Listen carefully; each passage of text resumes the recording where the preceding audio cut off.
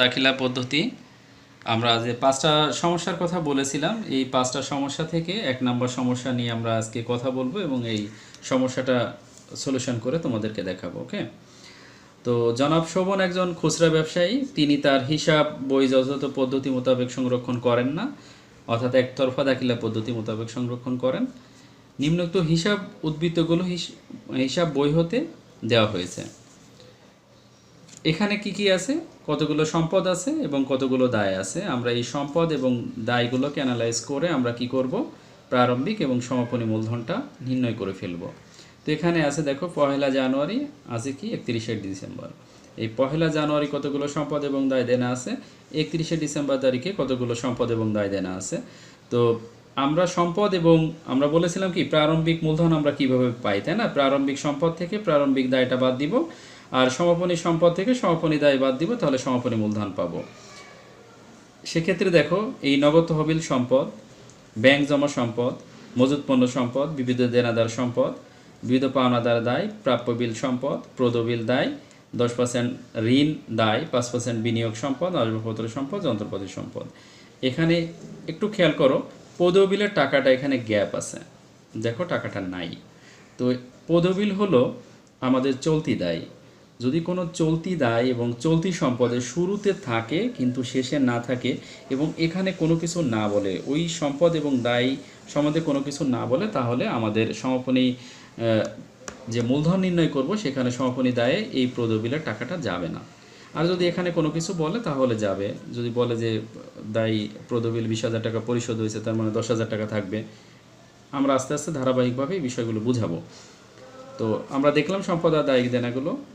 এখানে অতিরিক্তভাবে কি দিছে দেখো, জনাব শোভন সারা বছর ধরে প্রত্যেক মাসে নগদ 3,000 টাকা করে উত্তোলন করেন। প্রত্যেক মাসে সারা বছর ধরে, অর্থাৎ বছরে 12 মাস, এই 12 মাসে তিনি প্রত্যেক মাসে 3,000 টাকা করে উত্তোলন যদি করেন, তাহলে 3 × 36,000 টাকা তিনি উত্তোলন করার সুযোগ পান। এই নগদ উত্তোলন ছাড়াও তিনি বছরে 14,000 টাকার পণ্য উত্তোলন করেন, অর্থাৎ 36,000 টাকার নগদ, 14,000 টাকা পণ্য, মোট 50,000 টাকার উত্তোলন করেন। তিনি 1 জুলাই 2019 তারিখে 20,000 টাকার একটি আসবাবপত্র এবং 80,000 টাকার যন্ত্রপাতি ক্রয় করেন। খেয়াল করো, 20,000 টাকা দিয়ে নতুন একটা আসবাবপত্র ক্রয় করেছে এবং 80,000 টাকা দিয়ে নতুন একটা যন্ত্রপাতি ক্রয় করেছেন।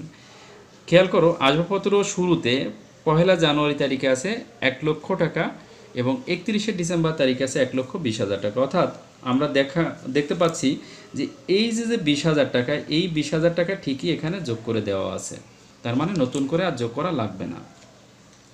আবার যন্ত্রপাতি আছে, খেয়াল করো, এখানে আছে 1,50,000 টাকা, শেষে আছে 2,30,000 টাকা, অর্থাৎ এই 80,000 টাকা এর সঙ্গে যোগ করে দেওয়া আছে। যদি যোগ করে দেওয়া না থাকতো তাহলে আমরা যোগ করে নিতাম। এরপরে কি বলছে দেখো, আসবাবপত্র ক্রয়ের অর্থ, অর্থাৎ এই যে 20,000 টাকা আসবাবপত্র তিনি ক্রয় করেছেন, এই আসবাবপত্র ক্রয়ের অর্থ নিজস্ব তহবিল থেকে প্রদান করেন। নিজস্ব তহবিল থেকে যদি কোনো দায় দেনা পরিশোধ হোক, কোনো স্থায়ী সম্পদ ক্রয় করা হোক, বা কোনো দেনাদারকে পরিশোধ করা হোক, কোনো পাওনাদারকে পরিশোধ করা হোক, বা কোনো বেতন পরিশোধ করা হোক নিজস্ব তহবিল থেকে, তাহলে সেটা কি হয়, অতিরিক্ত মূলধন হয়। যেহেতু এটাই আসবাবপত্র ক্রয়ের জন্য তিনি নিজস্ব তহবিল থেকে এই 20,000 টাকা পরিশোধ করেছেন, সো এটা 20,000 টাকা অতিরিক্ত মূলধন। আর এই 80,000 টাকা সম্বন্ধে দেখো কোনো কিছু বলে নাই, 80,000 টাকা সম্বন্ধে বলে নাই যে সে নিজস্ব তহবিল থেকে আনছে কিনা, এটা এই সম্বন্ধে কোনো কিছু ইনস্ট্রাকশন দেওয়া নাই। আমরা ধরে নিব এই টাকাটা তিনি কারবার থেকে পরিশোধ করছেন। ওকে, সো এই টাকাটা অতিরিক্ত মূলধন না। অন্যান্য তথ্যগুলি কি দিয়েছে খেয়াল করো। 1 নাম্বার আছে কারবার খরচ বকেয়া 10,000 টাকা। এই কারবার খরচ 10,000 টাকা বকেয়া আছে, আমরা এটা লাভ লোকসান বিবরণীতে ডেবিটিকে বসাবো। পক্ষান্তরে ভাড়া 20,000 টাকা অগ্রিম পরিশোধ করা হয়েছে, এই অগ্রিম ভাড়াটাকে আমরা ডান দিকে অর্থাৎ ক্রেডিট দিকে বসাবো। বিবিধ দেনাদারে 2,000 টাকা আদায়যোগ্য নয়, এটা হলো কি অনাদায়ী পাওনা। অবশিষ্ট দেনাদের উপর 10% হারে অনাদায়ী পাওনা সঞ্চিতি ধার্য করো। খেয়াল করো, নতুন অনাদায়ী পাওনা কত টাকা, 2,000 টাকা। এখানে দেনাদার আছে কত, 1,22,000 টাকা। সবসময় খেয়াল করবে যে আমার সমাপনীতে দেনাদার কত আছে, 1,22,000 টাকা। অলরেডি কিন্তু দেনাদার বলছে যে 2,000 টাকা দিবে না, তার মানে কি আমি 1,22,000 টাকা থেকে 2,000 টাকা বাদ দিয়ে দিব, কারণ আমি 2,000 টাকা পাবো না, অলরেডি এটা আমার দেনাদার বলে দিয়েছে। তো সেক্ষেত্রে আমি কি করব, পাওয়ার আশা রাখি কত, 1,20,000 টাকা। কিন্তু আবারও আমি একটা অনিশ্চয়তার ভিতরে থাকতেছি যে নেক্সট ইয়ারে হয়তো বলতে পারে যে আমার আরও কিছু টাকা দিব না, এই কারণে আমরা একটা প্রভিশন রেখে যাব, একটা সঞ্চিতি রেখে যাব। সেই সঞ্চিতির পরিমাণ কত, 10%, অর্থাৎ 1,10,000 টাকাকে আমরা 1,20,000 টাকাকে আমরা 10% করব। তো কত টাকা আসবে, 12,000 টাকা। আমরা এই অনাদায়ী পাওনা 10,000 যোগ হলো নতুন অনাদায়ী পাওনা সঞ্চিতি 12,000, মোট 14,000 টাকার আমরা একটা সঞ্চিতি রেখে যাচ্ছি। যেহেতু নেক্সট ইয়ারে যদি কোনো, অলরেডি এই বছর তো বলেই দিছে যে 2,000 টাকা দিবে না, নেক্সট ইয়ারে হয়তো বলতে পারে যে আরও কিছু টাকা দিব না, যে এই ক্ষতির হাত থেকে রক্ষা পাওয়ার জন্য আমরা সঞ্চিতিটাকে রেখে যাই। ওকে, এখানে বলছে আসবাবপত্র যন্ত্রপাতির উপর 10% হারে অবশ্যই ধার্য করতে। একটু খেয়াল করো, আসবাবপত্র একটা অংশ আছে, আসবাবপত্র একটা অংশ আছে কত টাকা, 1,00,000 টাকা, যেটা 1 জানুয়ারি থেকে 31 ডিসেম্বর পর্যন্ত ব্যবহার করা হয়েছে। অর্থাৎ এই 1,00,000 টাকার উপর আমরা 12 মাসের অবচয় ধরবো। আর এই যে নতুন যে 20,000 টাকা ক্রয় করেছে, এইটা ক্রয়ের তারিখটা হলো 1 জুলাই। তো এই 1 জুলাই যেহেতু ক্রয় করেছে, তাহলে আমরা জুলাই থেকে ডিসেম্বর পর্যন্ত এই 20,000 টাকার উপর 6 মাসের অবচয় ধরবো, 1,00,000 টাকার উপর 12 মাসের অবচয় ধরবো। আবার ঠিক যন্ত্রপাতির উপর এই 1,50,000 টাকা আমার শুরু থেকে শেষ পর্যন্ত ব্যবহার করা হয়েছে, 1,50,000 টাকার উপর আমরা অবচয় ধরবো হলো 12 মাসের, এবং এই যে 80,000 টাকা, এই 80,000 টাকার উপর অবচয় ধরবো আমরা 6 মাসে। খেয়াল করো, মূলধন ও নগদ উত্তোলনের উপর 10% হারে সুদ হতে বলছে।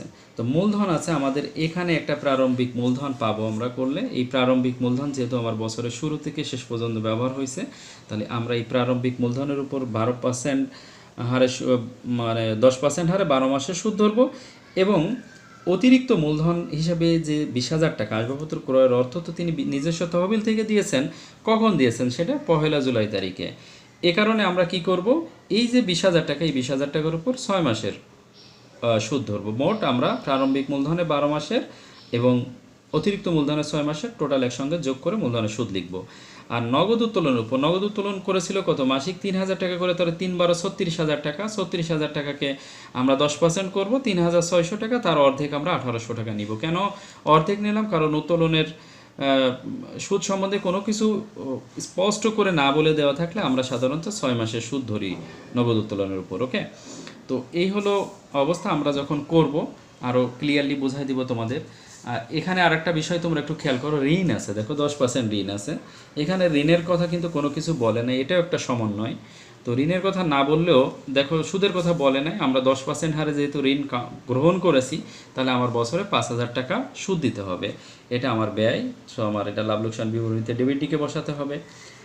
আর এখানে আছে বিনিয়োগ আছে 60,000 টাকা, আমরা অন্য খাতে বিনিয়োগ করেছি 5% হারে, সেখান থেকে সুদ পাওয়ার সম্ভাবনা তৈরি হয়েছে। তো আমরা এই 60,000 টাকায় 5% করলে 3,000 টাকা হয়। এটা যেহেতু আমার আয়, এই আয়টাকে আমি লাভ লোকসান বিবরণীতে কী করব, ক্রেডিট দিকে দেখাবো। আর যেহেতু এই বিনিয়োগের সুদটা আমি এখনও পাইনি, আমার কাছে আসে না, আয় ঠিকই হয়েছে কিন্তু আমার কাছে আসে না, এই কারণে আমার সম্পদ। আর ঋণের সুদ যেহেতু আমি প্রদান করি নাই এখনও, কিন্তু আমার ব্যয় হয়েছে, এটা এই কারণে আমার ঋণের সুদ একবার আমি ব্যয় দেখাবো, একবার হলো দায় দেখাবো। আর বিনিয়োগের সুদ একবার আমি আয় দেখাবো, আর একবার সম্পদে দেখাবো। সো আমরা এখন করার চেষ্টা করি অঙ্কটাকে। প্রথম বলেছে, দেখো করণীয়ের ভিতর প্রথম বলছে প্রারম্ভিক এবং সমাপনী মূলধন নির্ণয় করতে। আমরা প্রারম্ভিক এবং সমাপনী মূলধনটা তৈরি করি, দেন আমরা লাভ লোকসান বিবরণী তৈরি করি। আমরা প্রারম্ভিক এবং সমাপনী মূলধনটা তৈরি করি। তোমরা ছকটাকে কেটে নিবে, সাধারণত তোমরা পেন্সিল দিয়ে ছকটা কাটার চেষ্টা করবে। আমি কলম দিয়ে করতেছি, তোমরা পেন্সিল দিয়ে ছকটা কাটার চেষ্টা করবে।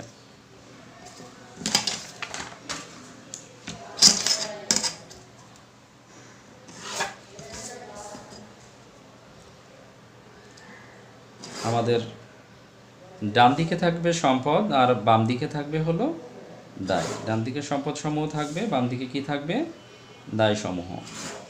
আর দুইটা টাকার ঘর নিতেছি, একটা হলো 1 জানুয়ারি তারিখে যে সম্পদ ছিল এবং দায় ছিল, আর একটা হলো শেষের যে ঘরটা নিতেছি সেটা হলো সমাপনী তারিখে যে সম্পদ এবং দায় ছিল। আমরা এটাকে লিখতে পারি দায় সমূহ। দায় সমূহ আছে 1/1/19 আর 31/12/19। সম্পত্তি সমূহ, সম্পত্তি সমূহ। 1 1 19 31 12 19 আমরা করতেছি 1 এর ক, তাই না? কি করতেছি আমরা?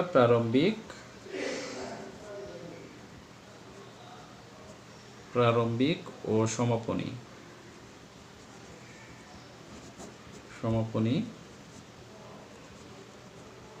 মূলধন নির্ণয়।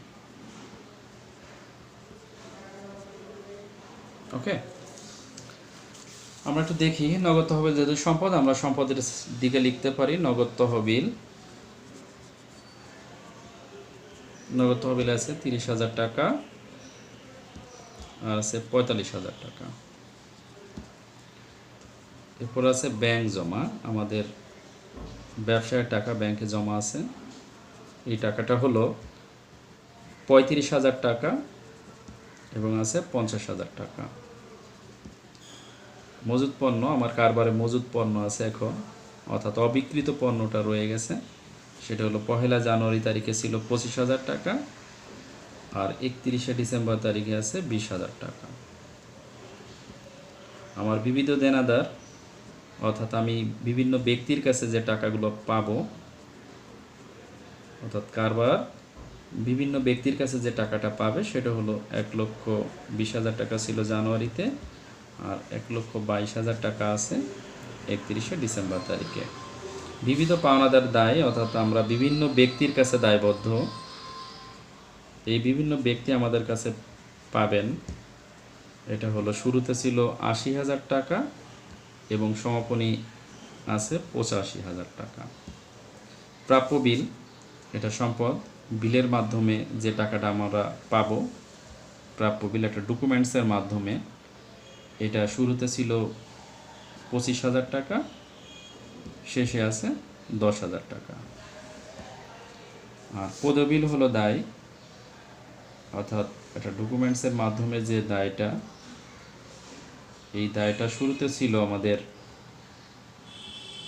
30,000 টাকা এবং শেষে আমাদের দায়টা নাই, পদবিলটা পরিশোধ হয়ে গেছে।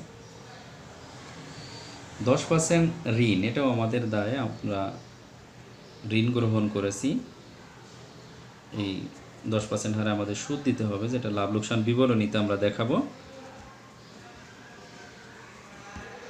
এরপর আছে 5% বিনিয়োগ, আমরা বাহিরে কোনো প্রতিষ্ঠানে বিনিয়োগ করেছি, এই 5% হারে বিনিয়োগের টাকাটা 60,000 টাকা, এখান থেকে আমরা সুদ পাবো। আর এটার যেহেতু কোনো তারিখ দেওয়া নাই, তো আমাদের 1 তারিখেই শুরু থেকে আছে, এই কারণে আমরা 12 মাসে সুদ ধরবো, ঋণেরও 12 মাসে সুদ ধরবো। আসবাবপত্র আমার সম্পদ, আমি সম্পদের দিকে লেখাবো। আসবাবপত্র সম্পদ শুরুতে ছিল কত? 1 লক্ষ টাকা এবং নতুন ক্রয়ের 20,000 টাকা সহ শেষে আছে 1,20,000 টাকা। দেখো যন্ত্রপাতি আছে শুরুতে 1,50,000 টাকা এবং নতুন ক্রয়ের যে আমরা নতুন ক্রয় করলাম 80,000 টাকা সহ আছে শেষে 2,30,000 টাকা, তাই না? আমরা এই নতুন আসবাবপত্রের টাকাটা আসবাবপত্রের সঙ্গে যোগ করে দিলাম, যেটা ওখানে কিন্তু অলরেডি যোগ করা আছে, যদি যোগ করা না থাকতো আমরা করে দিতাম। আর যন্ত্রপাতি আছে কত? শুরুতে ছিল 1,50,000, শেষে আছে 2,30,000, অর্থাৎ এই যে নতুন 80,000 টাকার যে যন্ত্রপাতি ক্রয় করা হয়েছে এটার সঙ্গে অলরেডি যোগ করে দেওয়া আছে। যদি যোগ করে দেওয়া না থাকতো তাহলে আমরা যোগ করে নিতাম।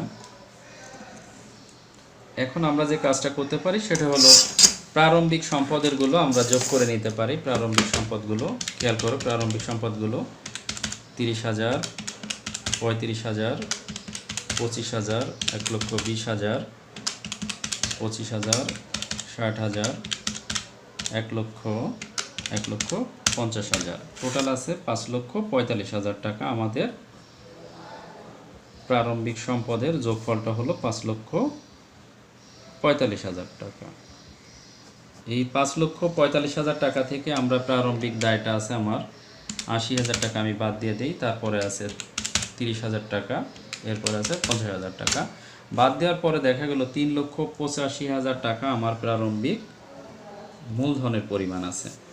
এরপরে আমি কি করতে পারি? সমাপনী সম্পদের টাকা যোগ করি। সমাপনী সম্পদ আছে 45,000 টাকা, এরপর আছে 50,000 টাকা, এরপর আছে 20,000, এরপর আছে 1,22,000, তারপর আছে 10,000, এরপরে আছে 60,000, তারপর আছে 1,20,000, এরপরে আছে 2,30,000। টোটাল টাকা আছে 6,57,000 টাকার সম্পদ আছে সমাপনী। এই 6,57,000 টাকা থেকে আমরা সমাপনীর দায়টা বাদ দিয়ে দিব। সমাপনী দায়ের টাকাটা আছে, খেয়াল করো, উপরে আছে 85, তারপরে আছে 50। আমরা দেখলাম 5,22,000 টাকা আসলো আমাদের সমাপনী মূলধন। আমরা এখানে লিখব মূলধন। মূলধন লিখলে শুরুর ঘরে যেটা, এটা হলো প্রারম্ভিক মূলধন, আর শেষের ঘরে যেটা, সেটা হলো সমাপনী মূলধন। এখন আমরা কি করতে পারি, লাভ লোকসান বিবরণীটা তৈরি করতে পারি। আমরা এখন রিকোয়ারমেন্ট খ করতেছি, লাভ লোকসান বিবরণী আমরা করতেছি হলো জনাব শোভনের, তাই না? আমরা ছকটা করে ফেলি। তোমরা ছকটা পেন্সিল দিয়ে করার চেষ্টা করো।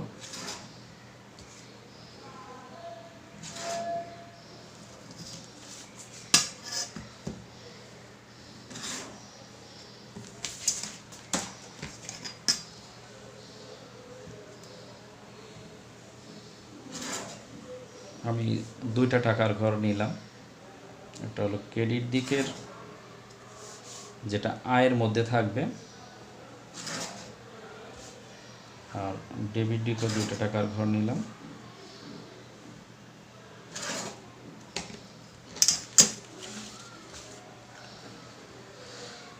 Debit, credit. এখানে আমরা প্রতিষ্ঠানের নাম হলো জনাব শোভনের,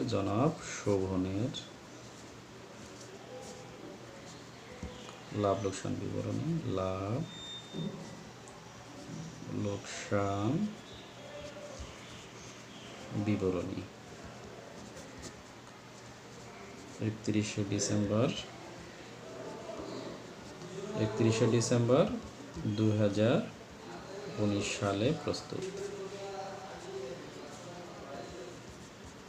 ওকে, এটা হলো বিবরণ,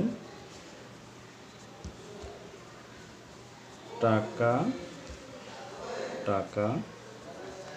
বিবরণ,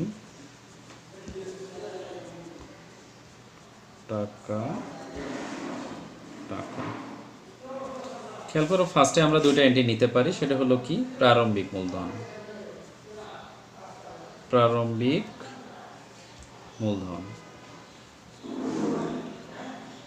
আর ডান দিকে লিখতে পারি আমরা সমাপনী মূলধন, তাই না? এই দুইটা এন্ট্রি আগে নিয়ে নিব আমরা, প্রারম্ভিক মূলধন, সমাপনী মূলধন। আমরা একটু দেখে নিই। প্রারম্ভিক মূলধন আছে 3,85,000 টাকা, আর সমাপনী মূলধন আছে 5,22,000 টাকা। এখানে একটু খেয়াল করো, এই প্রারম্ভিক মূলধন নেওয়ার পরে আমরা নিব কি, অতিরিক্ত মূলধন। আমরা একটা অতিরিক্ত মূলধন গ্রহণ করেছিলাম। মালিক আসবাবপত্র ক্রয়ের জন্য এই 20,000 টাকা অতিরিক্ত মূলধন দিয়েছিল। খেয়াল করে যে আসবাবপত্র ক্রয়ের অর্থ তিনি নিজস্ব তহবিল থেকে যেটা দিয়েছিল সেটাই হলো অতিরিক্ত মূলধন কত দিয়েছিলেন, 20,000 টাকা। ওকে, আমরা ডান দিকে যাব উত্তোলনে, তাই না? দুইটা উত্তোলন আছে, একটা হলো নগদ উত্তোলন 3,000 গুণ হলো 12। কেন 12 হলো? কারণ সারা বছর ধরে, খেয়াল করে, সারা বছরে কয়টা মাস, 12টা, তাহলে 12 গুণ 3, 3 12 36,000 টাকা।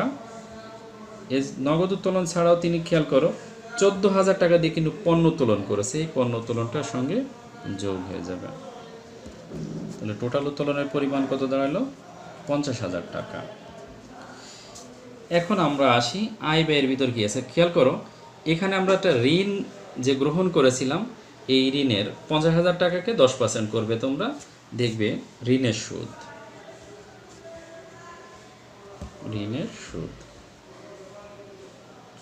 সুদ কত টাকা, 50,000-এর 10% হলো 5,000 টাকা। আমরা সাথে সাথে কি করি, বিনিয়োগের সুদটাও ডান দিকে দিয়ে দিতে পারি। বিনিয়োগের সুদ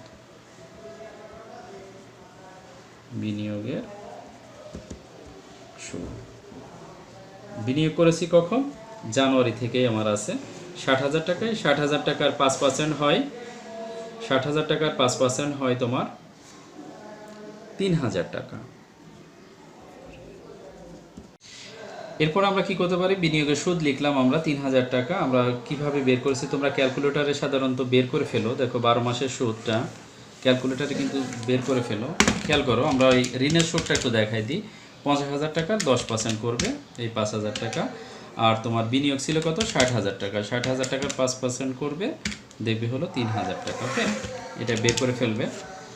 এরপরে আছে কি, আমাদের আছে বকেয়া কারবারি খরচ। আমরা একটু বকেয়া কারবারি খরচটা একটু লিখি। বকেয়া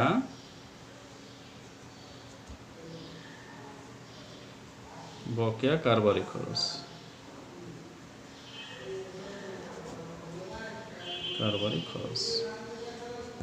বকেয়া কারবারি খরচ কত ছিল, 10,000 টাকা। আমরা 10,000 টাকা লিখলাম ডেবিট ডিকে। সাথে সাথে ছিল ভাড়া প্রদত্ত, অগ্রিম প্রদত্ত হয়েছে। অগ্রিম প্রদান করলে আমরা যেহেতু বাম দিকে ভাড়ার কোনো অপশান নাই, সো আমরা বাম দিকে লিখতে পারবো না, এটা আমরা ডান দিকে লিখব অগ্রিম ভাড়া। অগ্রিম ভাড়া, অগ্রিম ভাড়া কত টাকা, 20,000 টাকা। এরপরে আছে দেখো, বিবিধ দেনাদারের 2,000 টাকা আদায়যোগ্য নয়, এটা হলো অনাদায়ী পাওনা। অনাদায়ী পাওনা, তাই না? অনাদায়ী পাওনা কত টাকা, 2,000 টাকা।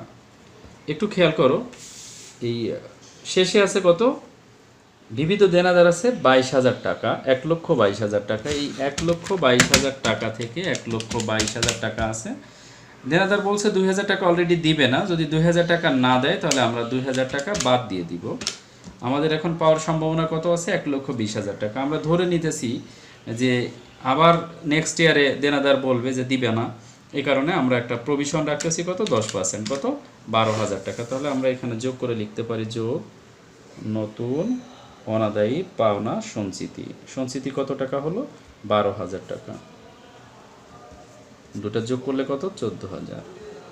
তাহলে আমি কিভাবে বের করলাম, 1,22,000 টাকা থেকে যে অনাদায়ী পাওনা আছে 2,000 টাকা, এটা বাদ দেওয়ার পরে কি করলাম, কত পার্সেন্ট ধরতে বলেছে প্রভিশনটা, সঞ্চিতিটা 10%। তো 1,20,000 10% হলো 12,000, টোটাল হলো 14,000 টাকা। ওকে, এরপরে আসে 3 নম্বরে যাই আমরা, আসবাবপত্র যন্ত্রপাতির উপর 10% হারে অবচয়, তাই না? এখন আমরা লিখব আসবাবপত্রের অবচয়। আসবাবপত্রের অবচয়, আসবাবপত্রের অবচয়। আমরা একটু কাজ করি, তোমাদেরকে একটা রাফে দেখাই দিই আমি কিভাবে এই অবচয়টা হয়, তাই না?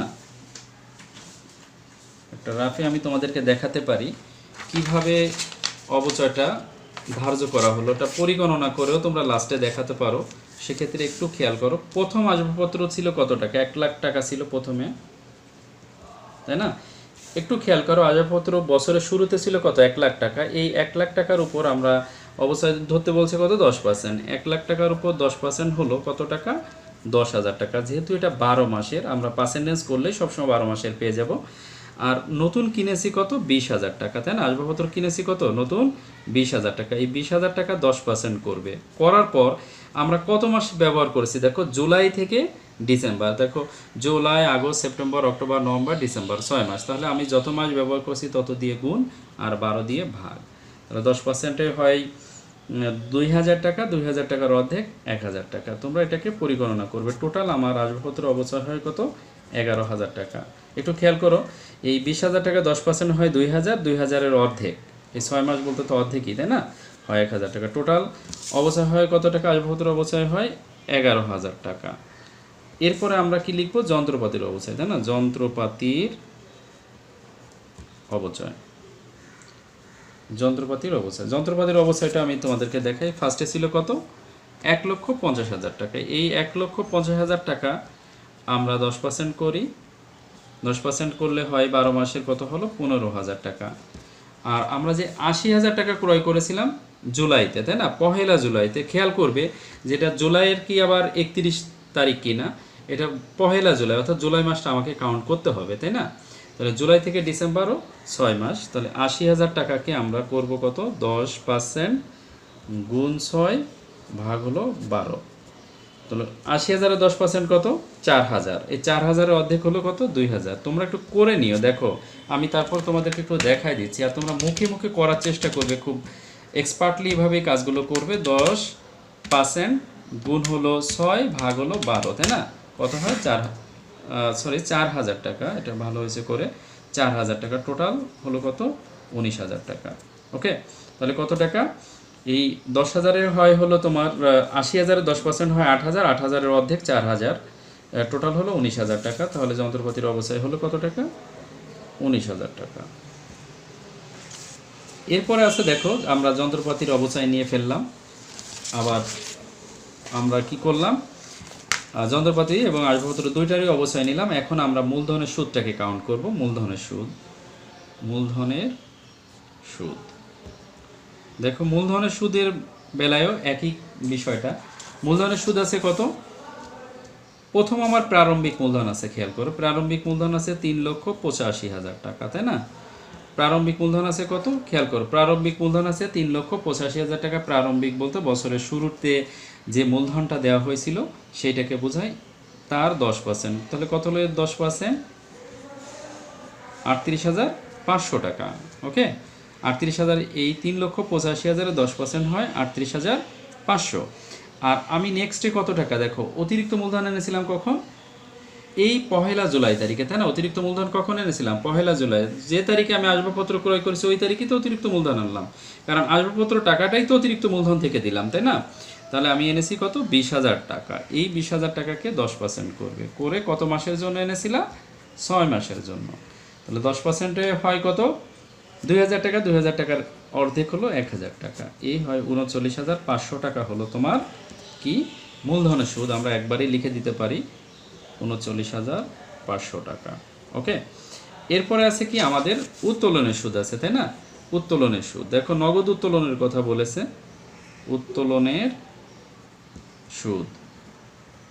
সুদ কত আছে? খেয়াল করো, উত্তোলন আছে ৩৬,০০০ টাকা। এই ৩৬,০০০ টাকাকে করো, ৩৬,০০০ টাকাকে 10% করো, করার পরে এর অর্ধেক নিয়ে নাও। অর্ধেক কত টাকা? ১৮০০ টাকা। ওকে, তাহলে আমরা দেখলাম আমরা সবগুলো অলরেডি লাভ লোকসানে যেগুলো যাবে সেগুলো সবগুলো আমরা ব্যবহার করে ফেলেছি, ধারাবাহিকভাবে সবগুলো আমরা ব্যবহার করেছি। এখন আমরা খেয়াল করি যে বাম দিকের টাকা বেশি আছে নাকি ডান দিকের টাকা বেশি আছে। আমরা খেয়াল করতেছি ডান দিকের টাকায় বেশি আছে, তাহলে ডান দিকের টাকাটা আমরা যোগ করে ফেলবো। যোগ করে আমরা কি করব? বাম দিকে নিয়ে আসবো, তাই না? তাহলে আমাদের ফার্স্টে আছে ৫,২২,০০০ টাকা, এরপরে আছে তোমার ৫০,০০০ টাকা, তারপরে আছে ৩,০০০ টাকা, এরপরে আছে ২০,০০০ টাকা, এরপরে আছে, আমি আবারও যোগ করি, ৫,২২,০০০ যোগ হলো ৫০,০০০, তারপর আছে ৩,০০০, এরপরে আছে ২০,০০০, তারপর আছে ১৮০০ টাকা। টোটাল হলো ৫,৯৬,০০০ টাকা। ৫,৯৬,০০০ টাকা। এই ৫,৯৬,০০০ টাকাকে আমরা বাম দিকে আনলাম। এনে আমরা কি করব? বাম দিকের যে টাকাগুলো আছে এটাকে আমরা মাইনাস করে দিতে পারি। ৩,৮৫,০০০ বিয়োগ হলো ২০,০০০, বিয়োগ হলো ৫,০০০, বিয়োগ হলো ১০,০০০, বিয়োগ হলো ১৪,০০০, বিয়োগ হলো ১১,০০০, বিয়োগ হলো ১৯,০০০, বিয়োগ হলো ৩৯,৫০০। এই হলো আমার টোটাল ৯৩,৩০০ টাকা। এই ৯৩,৩০০ টাকাই হলো আমার কি?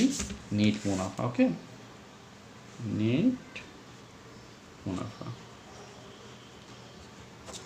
আশা করি তোমরা বুঝতে পেরেছো, তাই না? আমার ডান দিকে তাহলে কি গেল দেখো, একটু খেয়াল করো। তোমরা একটা অঙ্ককে সাধারণত ২ বার ৩ বার ৪ বার ৫ বার করার চেষ্টা করবে। একটা অঙ্ক যদি ক্লিয়ারলি বুঝে যাও, নেক্সট অঙ্কগুলো কি হয়, পরবর্তীতে অঙ্কগুলো তো ম্যাক্সিমাম এন্ট্রিগুলোই থাকে, নতুন দু একটা এন্ট্রি পরিবর্তন হয়। আর প্রায় ম্যাক্সিমাম অঙ্কেই এই এন্ট্রিগুলোই ঘুরে ফিরে আসবে, একটু হয়তো পরিবর্তন হবে। এই কারণে একটা অঙ্ক যখন অঙ্ক শিখবে, একটা অঙ্ককে ২ বার ৩ বার ৪ বার ৫ বার করার চেষ্টা করবে, যে কে কোথায় যাচ্ছে, বাম দিকে কী গেলো ডান দিকে কী গেলো, তোমরা তাহলে খুব ইজিলি অঙ্কগুলো ক্যাচ করতে পারবা, ইজিলি শিখতে পারবা। ঠিক আছে, তো আমরা এখন খ করে ফেললাম, আমরা লাভ লোকসান বিবরণী তৈরি করে ফেললাম। এখন আমরা গ নম্বরে যাই, বৈশ্বিক বিবরণীটা তৈরি করি। ওকে, গ নম্বর পার্টে আছে কি? বৈশ্বিক বিবরণী। ওকে, আমরা সবটা করে নেই। এই বৈশ্বিক বিবরণী ঠিক আর্থিক অবস্থার বিবরণীর অনুরূপ। আর্থিক অবস্থার বিবরণী আমরা যেভাবে তৈরি করি, বৈশ্বিক বিবরণী ঠিক একই রকমভাবে আমরা তৈরি করে থাকি। বাম দিকে আমার দায় দেনাগুলো যায় এবং মালিকানা সত্ত্বটা যায়, আর ডান দিকে কী যায়, আমার সম্পদগুলো যায়, তাই না? তো সেক্ষেত্রে আমরা একটু খেয়াল করি।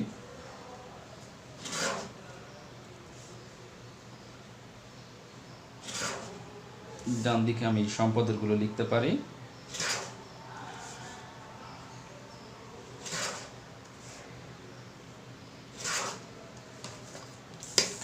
আমরা অঙ্ক করতেছিলাম জনাব শোভনে, আমরা হেডিংগুলো একটু লিখে আসি। জনাব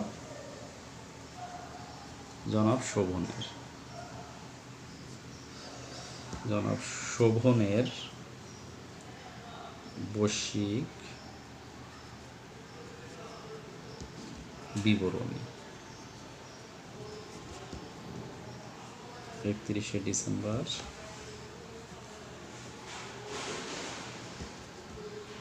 2019 সালে প্রস্তুত।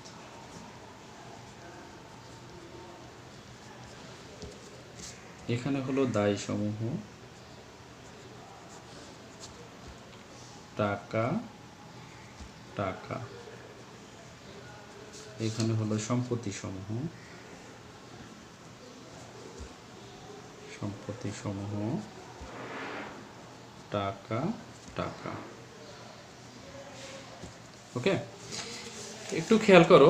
আমরা যদি এখন মনে করি যে আমরা এই অঙ্কটা আমাদের আর লাগবে না, এটা শীটটা আমার লাগবে না, সেক্ষেত্রেও কিন্তু আমরা খুব ইজিলি ব্যবহার করতে পারবো। কিভাবে করব, তাই না? প্রশ্ন হলো দেখো কিভাবে করবে। এই যে প্রারম্ভিক এবং সমাপনী মূলধনটা আমরা বের করেছিলাম, এখান থেকে মেন থিমগুলো কিন্তু এখান থেকে চলে আসবে।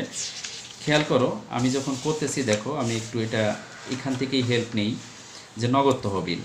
আমরা নগদ তহবিল এখন সব আমরা 31শে ডিসেম্বরের গুলো কাউন্ট করব। ওকে, সম্পদের দিকে দেখো আমরা সিরিয়ালি লিখে যেতে পারি। নগদ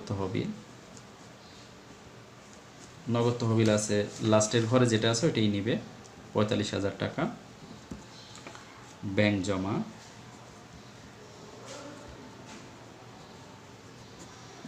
আছে 50,000 টাকা। তোমরা সমাপনী ঘরের টাকাগুলোই দেখবে। এখন মজুদ পণ্য দেখো, মজুদ পণ্য আছে তোমার 20,000 টাকা।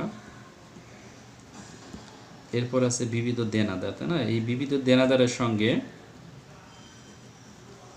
দুইটা সমন্বয় ছিল, তাই না? বিবিধ দেনাদার ছিল কত, 1,22,000 টাকা। এই 1,22,000 টাকা থেকে আমরা বাদ দিব যে টাকাটা সে অলরেডি বলে দিয়েছে অনাদায়ী পাওনা।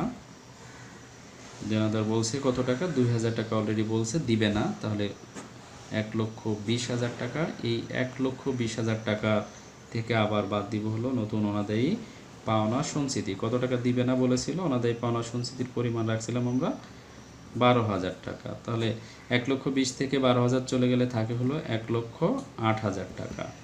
এরপর আছে প্রাপ্য বিলের পরিমাণ কত আছে, 10,000 টাকা। তারপর আছে কি, 5% বিনিয়োগ। 5%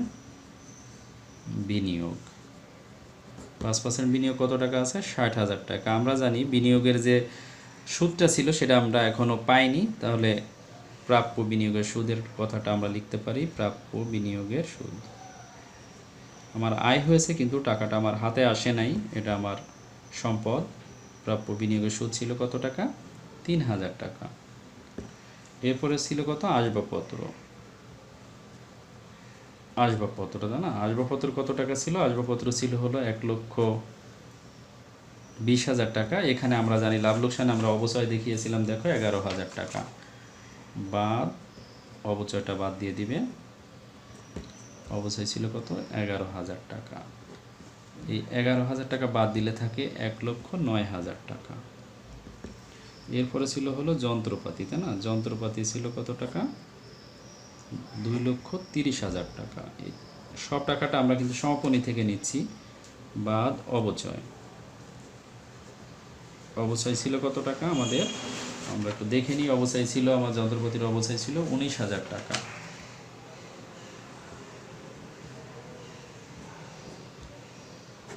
তাহলে 2,30,000 থেকে আমরা বাদ দিব হলো 19,000 টাকা, বাদ দিলে হলো 2,11,000 টাকা। এরপর একটু খেয়াল করো যে আমার ডান দিকে আর কি ছিল, একটা অগ্রিম ভাড়া ছিল, এটা আমার সম্পদ। অগ্রিম ভাড়া ছিল কত? 20,000 টাকা। অগ্রিম প্রদত্ত যে ভাড়াটা, অগ্রিম ভাড়া, অগ্রিম ভাড়া ছিল কত? 20,000 টাকা। তাহলে আমার সম্পদের দিকে হয়ে গেল। এই অগ্রিম ভাড়াটা সাধারণত তুমি উপরেও নিয়ে নিতে পারো, এই সম্পদগুলোকে, স্থায়ী সম্পদগুলোকে নিচেও নিতে পারো। তো যাই হোক 20,000 টাকা আমরা নিলাম। এরপর আমরা দায়ের দিকে আসি। দায়ের দিকে ফার্স্টে আছে কি তোমার, আমরা কিন্তু খেয়াল করবে যে এখানে দায়ের দিকে কি আছে দেখো, বিবিধ পাওনাদার আছে, বিবিধ পাওনাদার, বিবিধ পাওনাদার। আমরা টাকাটা কোথা থেকে নিচ্ছি, তাই না? আমরা যদি অঙ্কের যে প্রারম্ভিক এবং সমাপনী মূলধনটা নির্ণয় করেছিলাম সেখান থেকে গেলে আমাদের জন্য ইজি হয়ে যাবে। তো বিবিধ পাওনাদার ছিল কত? 85,000 টাকা। এরপরে দেখো পদবিলের সমাপনী টাকা নাই, সো আমরা এটা লিখতে পারবো না, নিব না। 10% ঋণ আছে, তাই না? 10% ঋণ আছে কত টাকা? 10% ঋণ, 10% ঋণ আছে 50,000 টাকা। এই 50,000 টাকা কিন্তু একটা ঋণের সুদ ব্যয় হয়েছিল এবং এই টাকাটা যেহেতু আমরা পরিশোধ করিনি, এই কারণে এটা আমার দায়ও রয়ে গেল। বকেয়া ঋণের সুদ, বকেয়া ঋণের সুদ কত টাকা? 5,000 টাকা। ওকে, এরপরে আছে কি দেখো, আমাদের একটা কারবারি খরচ বকেয়া ছিল। খেয়াল করো, এই বকেয়া কারবারি খরচ ছিল, তাই না? বকেয়া কারবারি খরচ, বকেয়া কারবারি খরচ কত টাকা ছিল? 10,000 টাকা। যেহেতু এটা বকেয়া দায়, আমরা পরিশোধ করি নাই, এটা আমার এখানে লিখে দিতে হবে। এরপরে আমার আর যা কিছু আছে আমরা একটু মালিকানা সত্ত্বটা একটু দেখি। মূলধন, মূলধনটা কোনটা নিতে হবে? মূলধন নিবে হলো প্রারম্ভিক মূলধনটা। প্রারম্ভিক মূলধনটা মনে আছে তো কত? 3,85,000 টাকা। তোমরা যখন অঙ্ক করবে খুব ভালোভাবে খেয়াল করে করবে যে আমার কোন টাকা কোথায়। যোগ হলো অতিরিক্ত মূলধন। অতিরিক্ত মূলধন কত টাকা ছিল? অতিরিক্ত মূলধন ছিল হলো 20,000 টাকা। এই অতিরিক্ত মূলধন নাও। এরপরে যোগ করে দিবে মূলধনের সুদটা, মূলধনের সুদ। মূলধনের সুদ কত টাকা ছিল মনে আছে? মূলধনের সুদ ছিল 39,500 টাকা। যদি এটা মনে না থাকে তোমরা লাভ লোকসান বিবরণী থেকে দেখে নিতে পারো, তাই না? লাভ লোকসান বিবরণী থেকে দেখো এই মূলধনের সুদ আছে কত টাকা? মূলধনের সুদ আছে 39,500 টাকা। এখান থেকে কিন্তু তোমরা দেখে নিতে পারো। এই অতিরিক্ত মূলধনের সুদ যোগ করার পরে হলো নিট মুনাফা। ওকে, নিট মুনাফা, নিট মুনাফা কত টাকা আছে? 93,300 টাকা। নিট মুনাফাটা নিয়ে নিবে।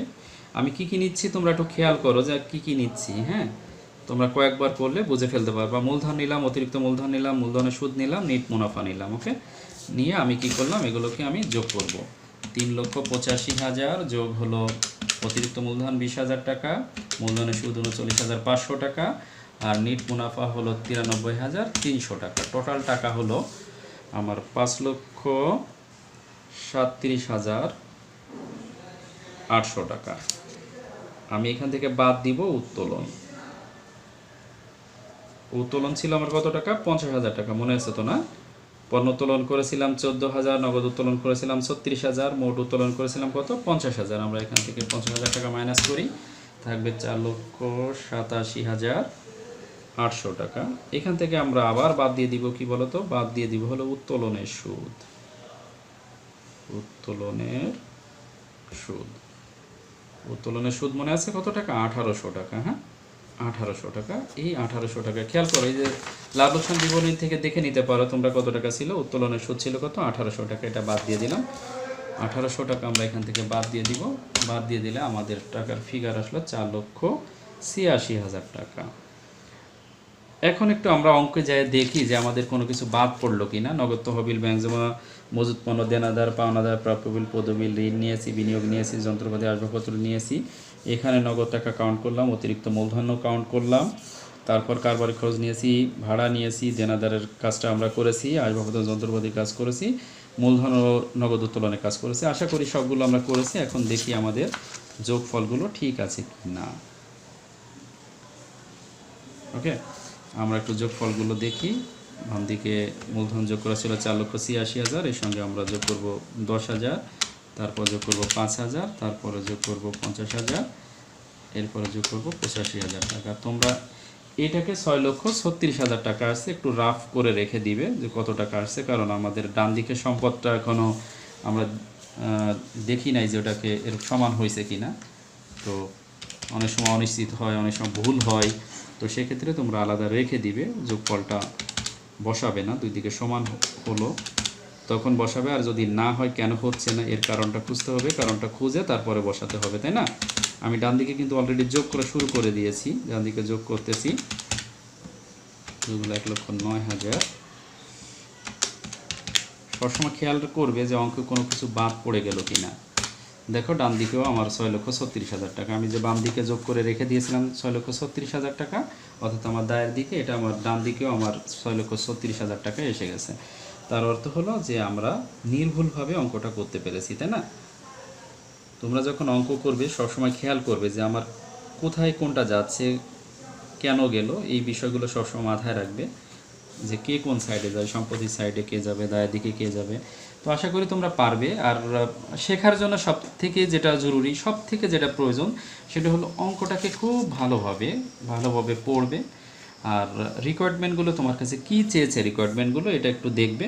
দেখার পরে মূল থিমটা যদি জানা থাকে তোমার, দেখো এখানে থেকে কিন্তু কয় যে প্রারম্ভিক এবং সমাপনী মূলধন নির্ণয় করতে বলবে, এটা কিন্তু সবসময় বলবে না কয়ে প্রারম্ভিক সমাপনী মূলধন নির্ণয় করতে।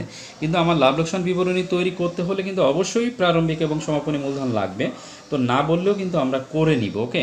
আর এখন যদি দেখো কতে যদি অন্য কিছু বলে যে উত্তোলনের সুদ নির্ণয় করো, তো উত্তোলনের সুদ তো তুমি দেখেছোই, তাই না? কীভাবে আমরা উত্তোলনের সুদ, নগদ উত্তোলনের সুদ কীভাবে নির্ণয় করেছিলাম তো দেখলা, তাই না?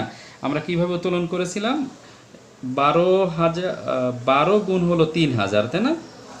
গুণ হলো কত তোমার 10%, গুণ হলো 6, ভাগ হলো 12, এভাবেই তো করেছিলাম নাকি?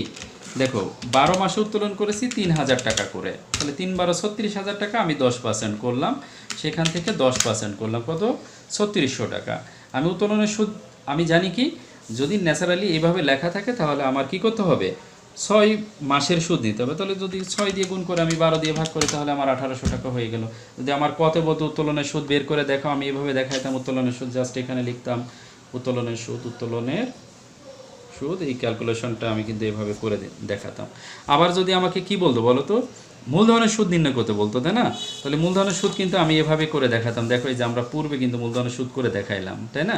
এটা হচ্ছে প্রারম্ভিক মূলধনের সুদ, এটা অতিরিক্ত মূলধনের সুদ। অর্থাৎ অঙ্কের যদি তুমি বেসিক জিনিসগুলো তুমি বুঝতে পারো, সব কিছু যদি সুন্দর করে বুঝতে পারো, তোমাকে যে কোনো ধরনের কোশ্চেন করুক না কেন তুমি পারবা। তোমাকে অবশ্যই পরিমাণ নির্ণয় করতে বলতে পারে, তোমাকে নিট আসবাবপত্রের পরিমাণ নির্ণয় করতে পারে, নিট যন্ত্রপাতির পরিমাণ নির্ণয় করতে পারে, নিট স্থায়ী সম্পদের পরিমাণ নির্ণয় করতে পারে, তুমি যেভাবেই বলুক না কেন তুমি পারবে আশা করি।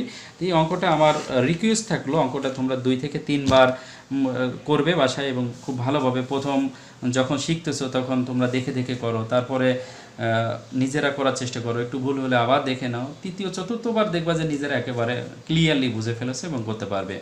আমি আশা করি যে তোমরা পারবে।